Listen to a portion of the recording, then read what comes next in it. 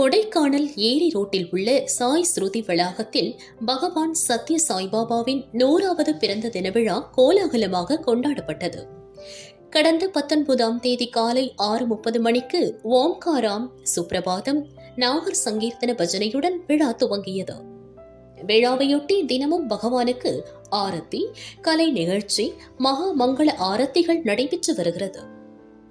இன்று காலை 6:30 மணியளவில் ஓம்காரம், சுப்ரபாதம், நாகர் சங்கீர்த்தன் நிகழ்ச்சியுடன் விழா துவங்கியது.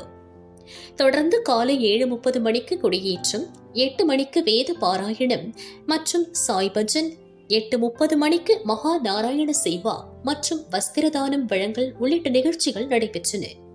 பகவான் ஸ்ரீ சத்ய சாய்பாபாவின் பிறந்தநாள் கொண்டாட்டத்தில் சுமார் 6000 ஏழை எளியோர்களுக்கு கம்பளிகள், ஆடைகள், குழந்தைகளுக்கு கல்வி உபகரணங்கள் மற்றும் பொம்மைகள் வழங்கப்பட்டன. குதிரைகளுக்கான கொள்ளு தானியம் வழங்கப்பட்டது. பகவானின் அற்புதங்கள் குறித்து அனந்தா என்ற தலைப்பில் குறும்படம் வெளியிடப்பட்டு பக்தர்கள் கண்டுகளித்தனர். ஏற்பாடுகளை தமிழ்நாடு தெற்கு ஸ்ரீ சத்ய சாய் சேவா நிறுவனங்கள் செய்திருந்தன.